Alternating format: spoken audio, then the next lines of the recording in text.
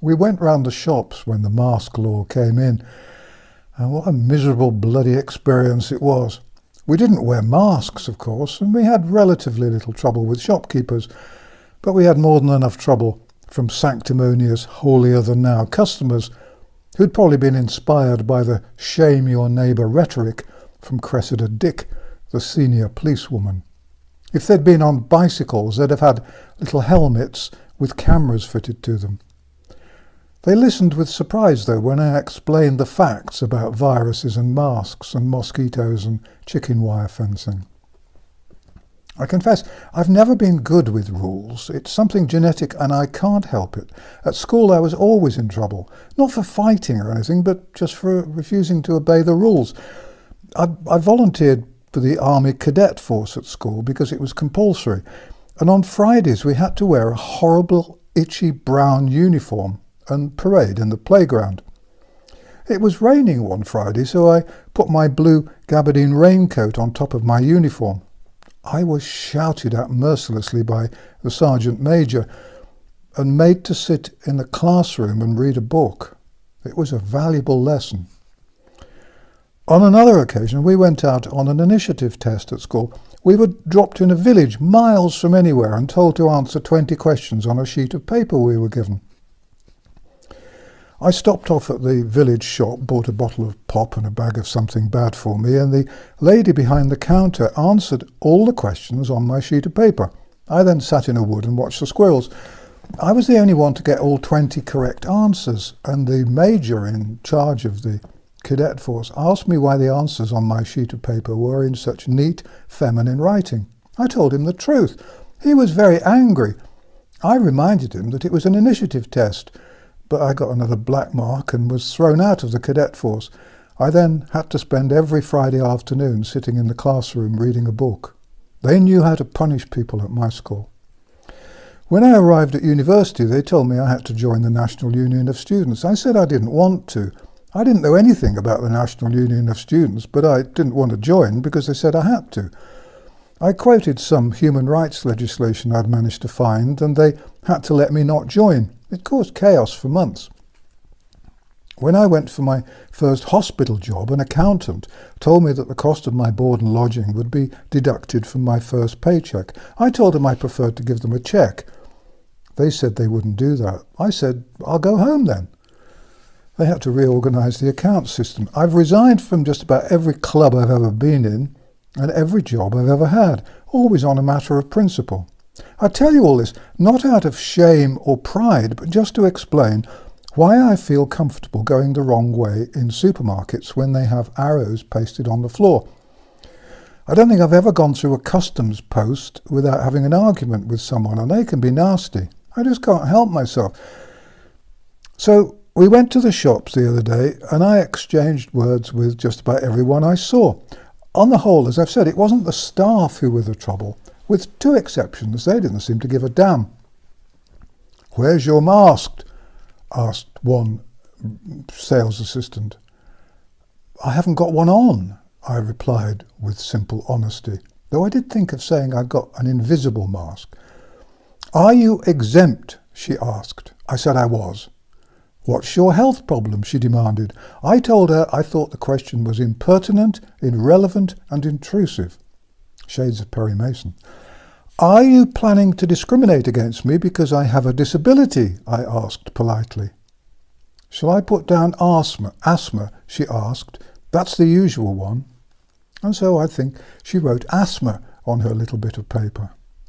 The next time an assistant asked why I wasn't wearing a mask, I said that I was a homicidal psychopath and that my psychiatrist had told me that wearing a mask might trigger an attack. "But I'll wear a mask if you insist," I said sweetly. "Oh, no, that's not necessary," said the assistant very quickly. On the whole, it was the other customers who demanded to know where our masks were. I took the opportunity on each occasion to explain why masks are useless and dangerous and why our government is untrustworthy. My only other strange experience was on the pavement outside the greengrocers. "Are you waiting to go in?" asked a young man. "They say they're full and I have to wait for someone to leave," I pointed out. "Why?" asked the young man, not entirely without reason. It's the floor, I told him. It's weak, and they're worried that if too many people go in at once, it will collapse and deposit everyone in the cellar.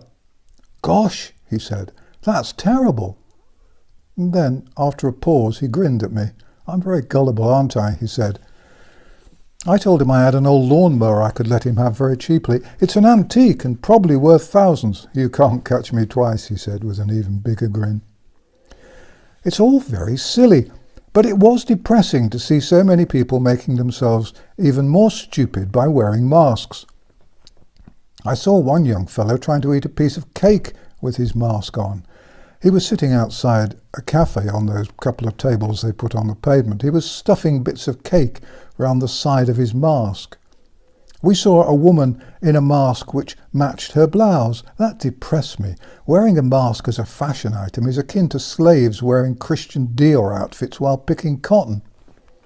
I saw a bookshop which had a table across the doorway with a notice saying that all customers must use a sanitizer and wear a mask.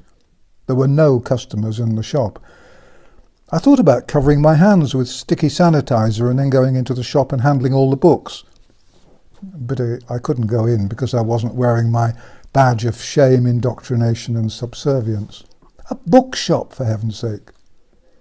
In one small shop, someone had stuck arrows on the floor to tell us which way to go. Naturally, I went the wrong way. A masked woman, who looked like Lone Ranger's Auntie Flo, had a mild attack of hysterics and jumped sideways into a chocolate biscuit display. One has to take one's amusement where one can these days. We have no mercy for those who have betrayed us. A department store refused to take cash printed by the Bank of England, so I walked out without buying anything and told an assistant to tell the manager that I'd spent thousands of pounds in that establishment over the years, but wouldn't patronise them again until they reversed their policy over cash. At a supermarket, they had a huge poster telling me to be a local hero by wearing a mask. It made me want to weep. Be a slave to terrorism and you're a hero? Really? Terrorism, I hear you say? My personal definition of terrorism is politics by intimidation without moral restrictions. And if you stop and think about it for a moment, you will, I think, see that we're all currently victims of terrorism being organised by our own governments and paid for by us. In the UK, our government, which exists to serve the people, is employing a brigade of the British Army, which we pay for, to suppress the truth and stifle debate. How can this be legal, let alone morally defensible? Our lives have been taken over and are being managed in minute detail by professional experts in wartime manipulative techniques. The laws we must obey have no basis in reality and are so extraordinarily confusing that no one could understand them. The confusion, of course, is deliberate. The virus is known to affect the frail, the sick and the chronically ill, but under the law, the elderly were kept prisoner, even though they might have been as fit as fiddles, whereas many of the frail, the sick and the chronically ill were all allowed to go out, as long as they didn't have a picnic or go bowling. We're being put under house arrest for no logical reason at the whim of the government and kept there until we're allowed out. But when we are allowed out, we must keep our distance and we must walk carefully and avoid the cracks in the pavement. We must wear masks if we go into a shop or a bank or a restaurant, but not if we go into an office. We should wear masks in our own homes, but only downstairs because the virus doesn't like heights and won't go upstairs. If we go into a department store, we must wear masks on the ground floor and in the lifts, but not in the restaurant. And if there's a higher floor, we don't have to wear masks there. You can stay in a caravan as long as it's more than 18 feet long, and only 2 people at a time can travel in a car which is under 14 feet long. Swimmers must wear masks unless they're drowning. People must not share a mask unless they've been married for at least 5 years.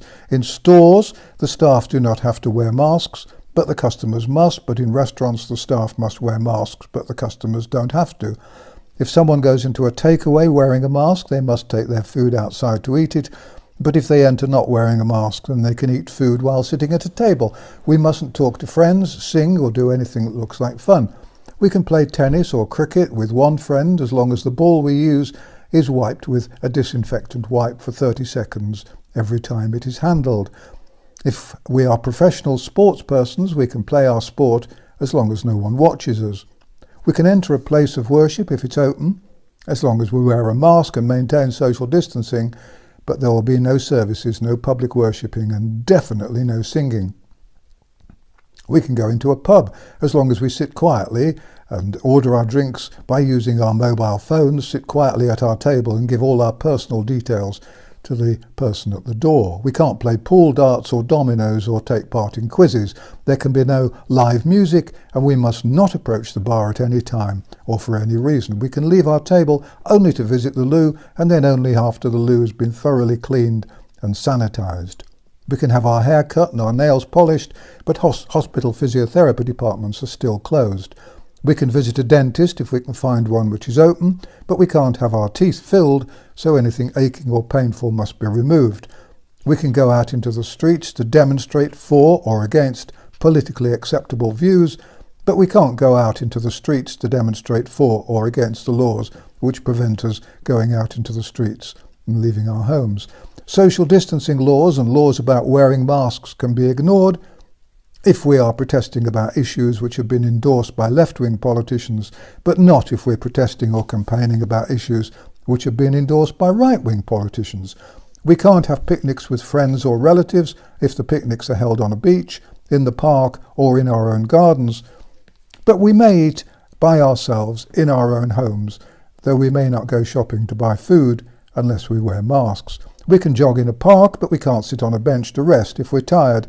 We can have sex indoors with a professional sex worker, but if we have sex with a fiancé, we must make sure we do it under a blanket in the garden. Can you spot which of that is real and which I made up? I'm not sure I can. Nothing makes any sense anymore. We're constantly being warned that there is worse to come. The coronavirus is about to mutate. When it does, then it will become far more dangerous.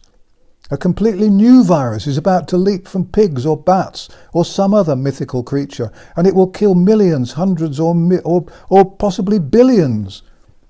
Those who've had the virus do not have permanent immunity, and so regular vaccinations will be essential. Next winter's flu is going to be worse than usual. They've said there's going to be much flooding, and no doubt when the floods go down, there'll be massive fires. And all this is our fault, because we put up too many statues to the wrong sort of people. We are paying our government and our civil servants to terrorize us. In the thrall of Satan, they and their acolytes are everywhere. Our world is upside down, and it's impossible to guess what will come next. But meanwhile, you and I must continue to aggravate the traitors and the collaborators. It's a war, and we are the resistance. Please put up those thumbs up things and put comments on the end of this video if you would like to. There's no money coming in from these videos because they haven't been monetized, but if you do those two things, the little comments and the little thumbsy up things, then apparently it helps to keep the videos alive. Thanks for watching in An Old Man in a Chair, and thanks for all your encouragement and thanks for your support. Please copy and share the videos on Twitter, Facebook, BitChute and any other platform you can find. If you'd like to put on a translation, that would be wonderful. If my videos disappear, then please go to my website, vernoncoleman.com, which may also be difficult to find. The transcripts of the videos, including the banned ones, are available on my website. This channel hasn't been monetized, there are no adverts, and there's no sponsorship. The same goes for the website. If you'd like to see more videos from me, then please subscribe to the channel, because the videos seem to be disappearing into the wilderness. Although it may feel like it at times, please remember you're not alone. More and more people are waking up, and we will win this fight. Thank you for watching.